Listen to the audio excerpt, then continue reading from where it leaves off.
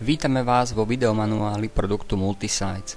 Pri zakladaní webu respektíve portálu postupujeme nasledovne.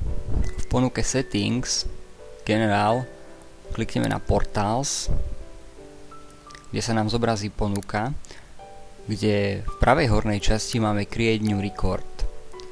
Klikneme naň, zobrazí sa nám tabuľka,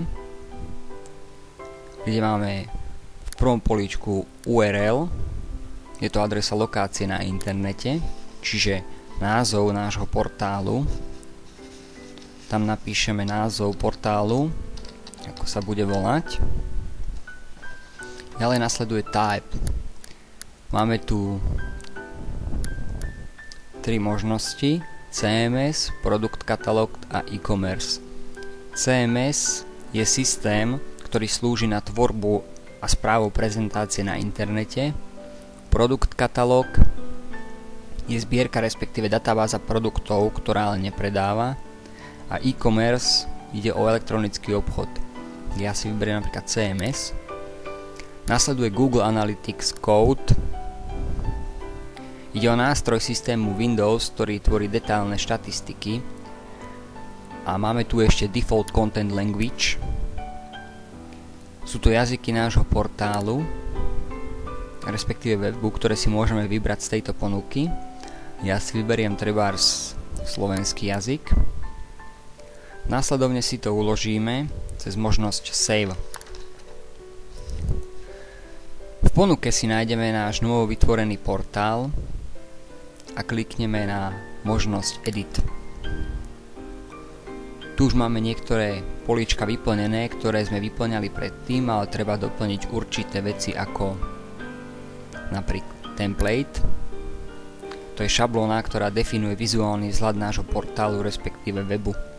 Máme dva typy šablón, Basic a štandard. Basic je typ šablóny, kde menu je v spodnej časti a je kompletne rozbalené. Štandard, kde padacie menu je v hornej časti, je to šablóna, ktorá je kompaktná a centrovaná. Si vyberiem Basic. Nasleduje Supported Languages. Sú to jazyky nášho portálu. Vyberiem si napríklad slovenský jazyk a anglický. Ale za každým si musíme označiť, ktorý z týchto jazykov bude primárny. Klikneme na Default pri jazyku slovenskom.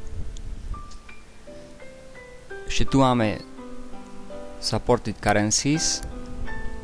Ide o podporované menu, v ktorých bude portál pracovať.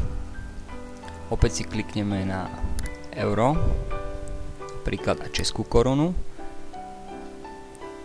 a opäť si musíme označiť primárnu menu. Beriem euro is default. K aktivácii webu klikneme na možnosť is enabled a následne je náš web aktívny. Klikneme na Save a uložíme. Ďakujeme vám za pozornosť.